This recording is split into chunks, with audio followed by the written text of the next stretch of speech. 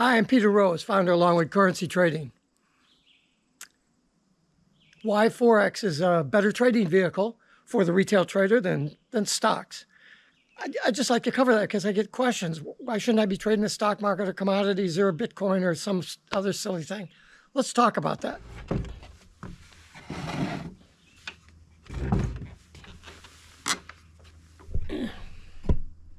I'm getting there.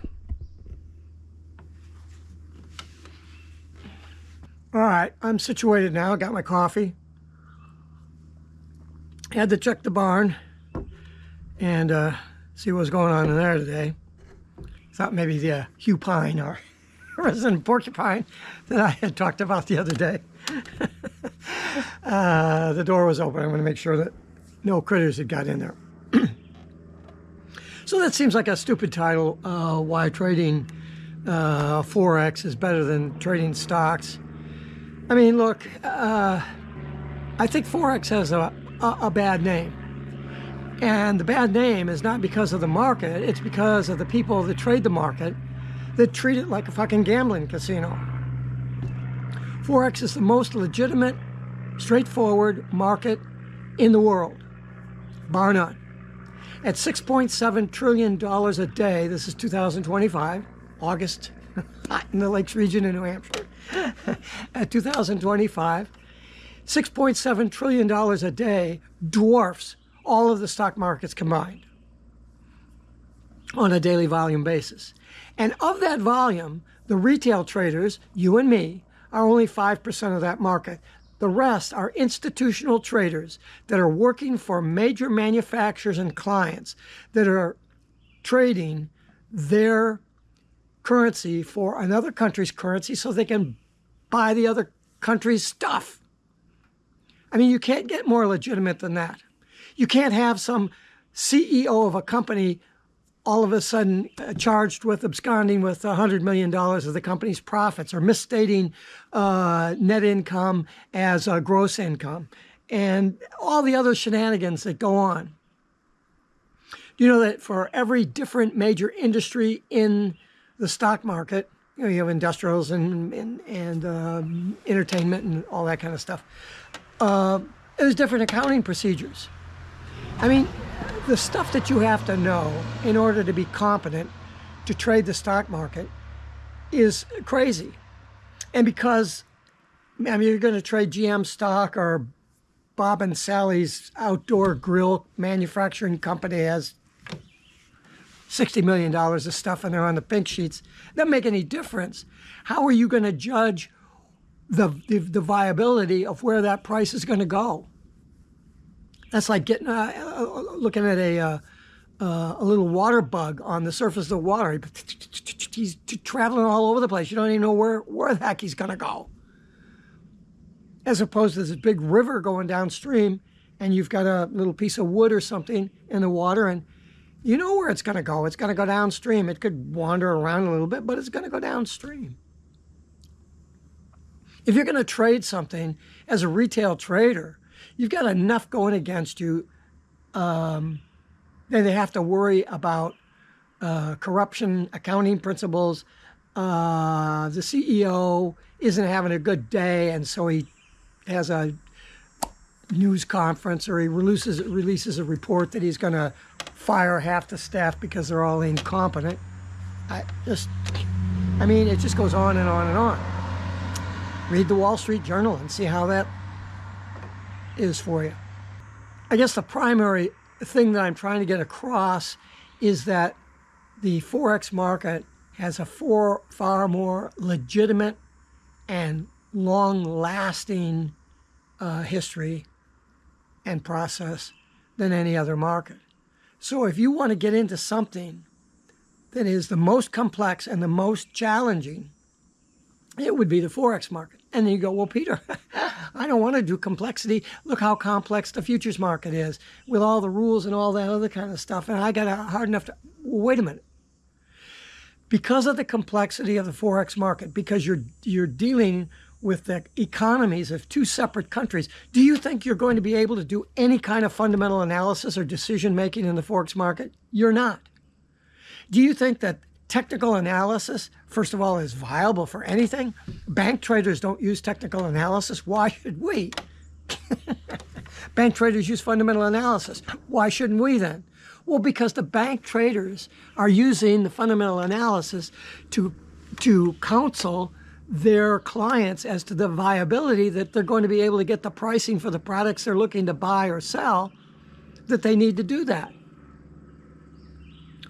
In the stock market, that's just crazy. So when you look at the complexity of something, is Forex really that complex? If you can't consider the fundamentals, and you shouldn't consider technicals, then what are you left with? You're left with a squiggly line that if you on the chart, that if you understand order flow, not gambling, I'm not betting on what the next throw of the dice is going to be. I'm not betting that the next card is going to be a king and 21 me out. It's a probability.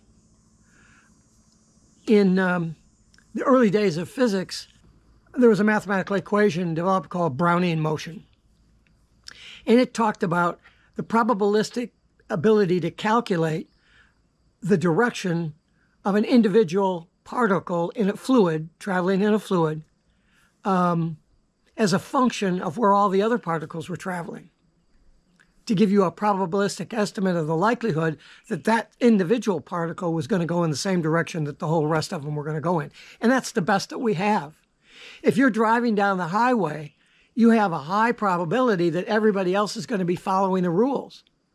And you're only on the lookout for the drunk that crosses the median line or the tree that falls across the road. You limit the complexity based on the probability. And you mitigate the risk by taking certain steps. I get out of bed in the morning, there's the risk of slipping and falling. So when you get ready to get out of bed, you take a glance at the floor. When you're getting ready to cross the street, it's very dangerous.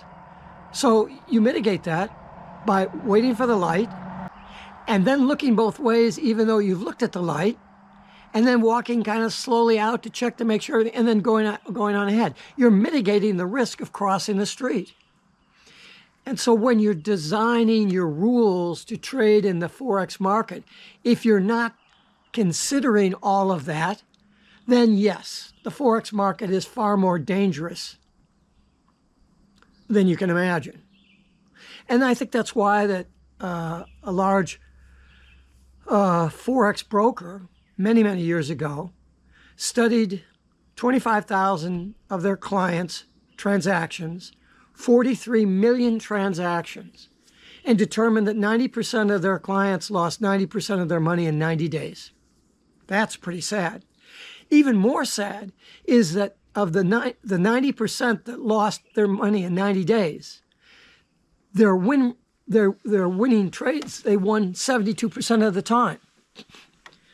So even though 90% of the traders had 72% winning trades, they still lost their money in 90 days. Why? It's because of the education.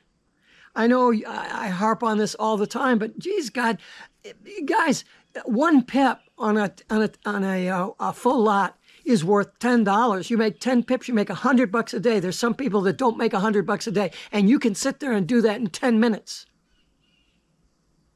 If you understand order flow, if you eliminate the complexity, and you understand how to build rules that are conditional based, and everything has got to be in sequential order, and I've gone over that in many other videos.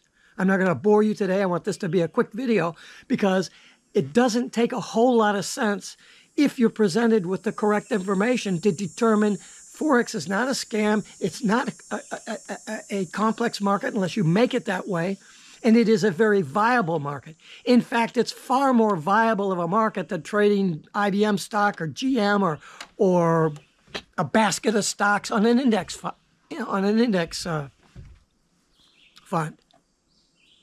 If you want to make 8% a year over 20-year time frames averaged out, then a no-load index fund is what you want to do. That's fine. You want to take a little bit more risk, you go into mutual funds and do stocks. God forbid you should try to trade individual stocks. I mean, that's just insanity. You have to spend your whole life studying fundamental analysis of the industry group that you're trying to study. Or if you're going to do penny stocks, you still can't just wake up in the morning and trade what you see. You have to do a lot of research because we don't have that in the Forex market. The term that you would apply to that very simply because you don't know is it's gambling. Is a guy that owns a manufacturing company who needs to buy $4 billion of parts from the United States, he's willing to sell $4 billion of UK, of pounds, so that he can buy $4 billion worth of US dollars so that he can buy the parts that he needs from the US to complete the build of his product. Do you think that guy's gambling? But that's order flow. And it's the only thing that you have to worry about. We joke and say, well, you just have to follow the squiggly line, and there's a probabilistic of 50-50 jump ball as to what the next movement is going to be. It's 50-50 whether it's going to go up on the next tick or whether it's going to go down. But over the long run, is it going to consistently go up or is it going to consistently go down? What's the probability of that happening? Do you have to figure that out? No. You have to understand order flow. You know, the euro and the pound dollar, euro dollar and the pound dollar comprise 85% of the entire $6.7 trillion a day volume. That makes it a little simple. If you want to go with the big dogs, you trade pound dollar or euro dollar. Well, you don't limit a time zone, you can do that. Great.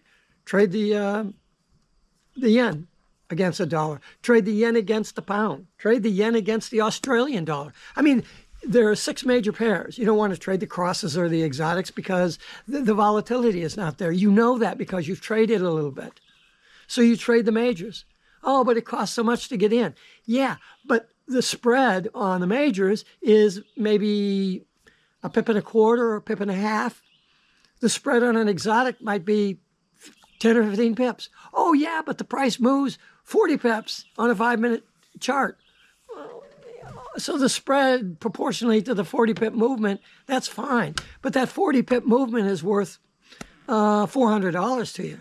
Do you want to get that wrong? 40 as a 5-minute move, $400.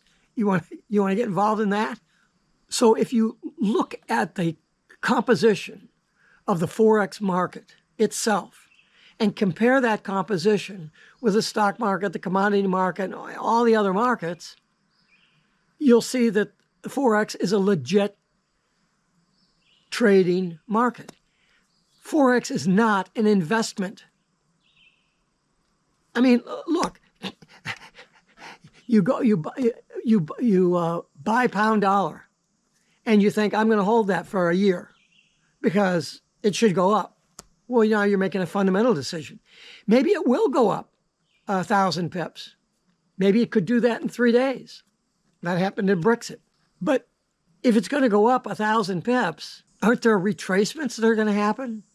Are you going to be willing to sit there and let that come back against you 400 pips, 800 pips, before it gets to your whatever it is that you have as an idea?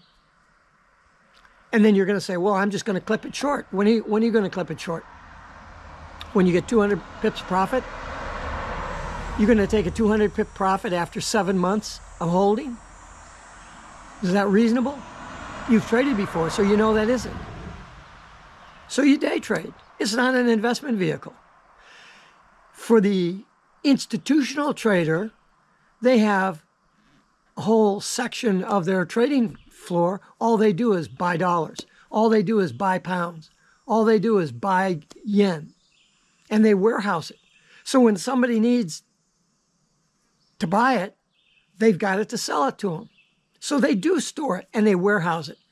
But it's not for their investment purposes. It's simply so they have it on hand when somebody else wants to buy it from them. Institutional traders trade for a totally different reason and purpose with a totally different skill level than the retail trader needs to have. And the retail trader trades for a totally different purpose. All we're doing is riding on the coattails of what the institutional trader is doing. The institutional trader has studied the fundamentals. Why not do what they do based on their judgment? Do you think some guy that's going to push a $8 billion order into the market is just fucking around and testing the market? That order flow is legit. It's not like somebody running a stock or running the price of sugar. You could get a large institutional house that could do that, could move the market. But at some point, they've got to get out in order to take advantage of it. And they're going to get docked for that because they're going at the wrong way and everybody's going to run for the exits at the same time. They could lose. So they don't play that game. They play the long game for probability for their client, not for them. Oh, there are bank traders that do trade for the bank and they make a lot of money. They're not going to be wrong because they know what the bank is doing. They know what the bank order flow is. They've got the secret sauce. We don't have access to the secret sauce, but we do have access to what they're doing by simply watching the movement on the chart. It's so great. You know, when I started trading Forex or looking at the Forex market in 2007, it was a $3.4 trillion a day market. And 15% of that market were the retail traders. It was wild because 15% can really give you some crazy shit going on. And I made a lot of money until I lost it. And then finally figured out that the education was wrong because they were teaching the wrong thing. Today, the retail market is only 5%. So the retail traders, the dope asses out there, the 90% lose 90% of their money in 90 days, they're not affecting the market. They're providing liquidity for the bank traders who say, oh, you know, I want to buy this and my client's willing to buy it from here. And I see a bunch of dumbass retail traders down here. They don't know they're retail traders. They just see the limit orders down there. Bank traders don't put limit orders in. So the only limit orders that are out there are the retail traders. Well, we'll get down and we'll scoop up, you know, $20 million of that shit. Because I know this is going to go up because my client, I'm going to be putting a $4 billion order in. And those guys are going to be wrong. So I'll go down and scoop it up. I'll buy it there. And that'll be good for my client. So the retail traders aren't affecting the market. So you're safe. You're trading with experts. Be very careful about the information that you're consuming to determine the viability of the market that you've chosen to trade. When you are considering an investment vehicle to put into your IRA, why are you putting that money in there? So that it grows over time to provide you money in your retirement. In the Forex market, we're not investing, we're trading. We're making the decision when to get in and when to get out. We're making, well, if you can't make 2% a month, then you shouldn't be investing your money at all. You should be putting it in index funds. 2% a month, that's 24% a year. Conservatively, if all you get is 2% a month, you've already made more than a year's interest that you're going to get in the bank. You've already made, in that month, 50% of what you'll get on a 10-year T-bill in a year. 10-year T-bills right now maybe running about 4%. So you get 2% a month. Oh, that's gambling. No, go back and listen to the video again. And make the determination for yourself as to what could be good for you for building income to job replacement level, and then continuing to build that while you continue to work your job until you have 2 times in the bank ability to generate that yearly income. And then you can invest 50% of that and still make maybe half or 3/4 of your yearly income, and you have the rest to live on. So don't worry about that. Worry about making 20% a year against your risk. Wouldn't that be great? That's better than you can make anywhere. And listen, for somebody who's been in real estate for 40 years, I made 20% a year or more. because cash on rental plus the appreciation of about 8% a year. It all adds up. But that's difficult. And you have to have hundreds of thousands of dollars to get in it. Why not shorten that 40-year period of time to 4 years and try to learn a skill that will bring you to the point where you can replace your job income? Or if you're young and you have that much money, you keep putting that money on the table and you keep trading it and you get 2%, 5%. I have a fast track program that tries to give you the skills that shows you the math of how all this stuff should go together so that you should be consistent in your trading on a $1,000 account. This is on my fast track course, which is a 6-week program. Tells you everything that you need to know and gives you all those skills. Can you replace your job income after 6 weeks? No. And even if you had enough money in the bank to have a good percentage return to replace your job income, you still couldn't do it because you lack the experience. You have to take that consistency and that skill, showing that you're able to get the 20% and be convinced that the rules work before you increase the bank size from $1,000 to maybe you're going to go jump to $10,000 on the next increment that we work on. And when you can demonstrate that you can do 20% on that 10,000, all of a sudden things will click for you and you'll be at 40%. Instead of 60-40 trader, you'll be at 70-30. And then you're on your way. You have skills. But the tough job isn't learning the skills. The tough job is gaining the experience to have the confidence not to do stupid stuff. And having the confidence not to try to make $1 million off a $20,000 account or off a 6-figure account. Maybe you will take that 6 figures you have and make $1 million. Maybe you'll be able to do that in 2 or 3 years if you get really good and can go through things quickly. But that shouldn't be the goal. The goal should be to make the amount of pips that you are able to make given the conditions that the market is giving you at that particular time. Understanding and knowing order flow is the key to the Forex market. And if you understand the nuances of that order flow, you will understand that Forex is one of the most viable, it is the most viable, I don't want to say investment because it's not an investment, but methodology for you to either replace or significantly impact the replacement of your job income. Send me an email and I can go over this stuff in a little bit more detail with you than I can in a video. If you want to set up a conference call with me, video conference, I'd be happy to do that at no charge. And I'm not going to try to sell you a course. I'm retired. I don't have time to work with a lot of people. I spend hours and hours and hours working with that person as they go through that fast track program. We become friends and we work on that stuff together. But I don't have time to have 100 friends, most of whom I have to drag across the finish line. I'm not dragging anybody across the finish line. You have to be really committed to this. You want to replace your job income. That's what I'm going to teach you how to do. Now, whether you're able to do that or not, that's up to you. But I can prove to you that the skills and the order that those skills are presented in will enable you to gain the knowledge, the information, and the skills in order to do whatever you want to do and make how much ever money you have based on reasonable leverage, 10-to-1, and reasonable risk management. That's all you got to do against order flow. That's all you have to know is order flow and the rules, how to construct rules to trade the order flow.